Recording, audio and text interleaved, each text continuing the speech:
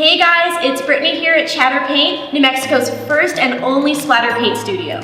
Today I'm going to be teaching you a little bit about color theory, and as you can see, we are all about color and fun here, so let's get started. So what is color anyway? Colors are different wavelengths of light. So when you're seeing pure white light, what you're actually seeing is all the different wavelengths together. So when we look at a red object, what we're really seeing is the light hitting the object, the red color being reflected, and all the other colors being absorbed. This means everyone is kind of viewing colors differently, and that makes it so much more fun and beautiful. Now that we got all the sciencey stuff out of the way, how do we actually understand all this color? Well, we can understand it by putting it into a circular diagram, also known as the color wheel. Our first set of colors on the color wheel are going to be our primary colors. Those are going to be our red, yellow, and blue.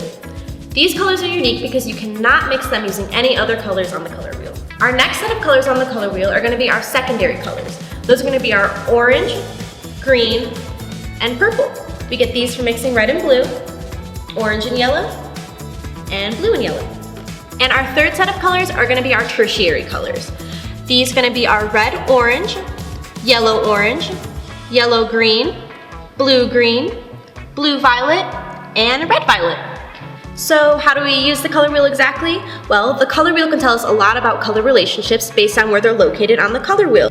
For example, red and green are right across from each other on the color wheel. These colors are going to have very high contrast, as well as yellow and violet, and blue and orange. We can use the color wheel to understand qualities of color. Now, you may have heard of the word hue before. Hue is really only a fancy word for color. For example, burgundy, magenta, and coral, those all fall under the red hue family. Another quality of color is saturation, also known as chroma.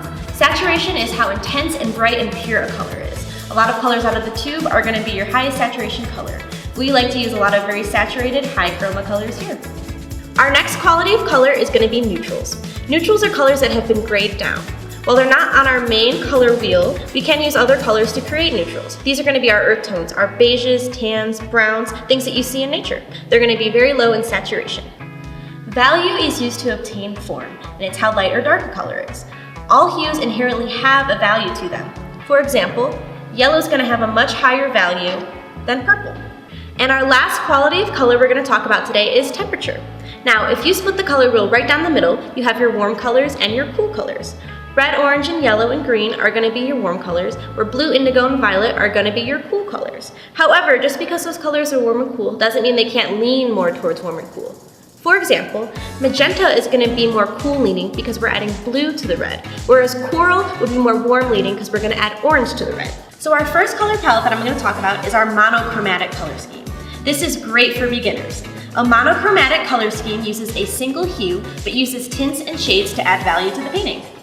Our second color palette that is also great for beginners is an analogous color scheme. Again, these are colors that are adjacent or next to each other on the color wheel. These are really awesome for creating a really cohesive piece of art. Another color palette that we can use is the triadic color palette. Think triangle. These are colors that are equally spaced apart from each other on the color wheel. Red, yellow, and blue, the primary colors, are a great example of a triadic color scheme. You can also use orange, violet, and green. These are great because you automatically have high contrast and it creates a natural balance of colors. So why is all this important? Well, color plays a critical role in providing emphasis and mood in a painting. For example, we can use unsaturated or saturated colors to show what's really important in the painting. We can also use high contrast colors, like red and green, as I talked about earlier. We can also use value to create form and perspective. Color is really important for establishing mood in paintings. Remember I told you everyone perceives color a little differently? What do you think of when you think of yellow? I think of joy, happiness, brightness, whereas red makes me think of passion, anger, and love. These are all really important things to think of when you're choosing your colors and kind of what mood you're going for in your painting. When visiting Chatter Paint, you can pick out your very own color palette using some of these tips and tricks I've shared with you in this video.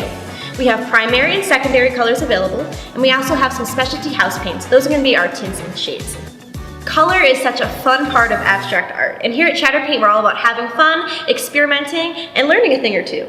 We cannot wait to see what you create next time you come to visit us. Thank you for watching.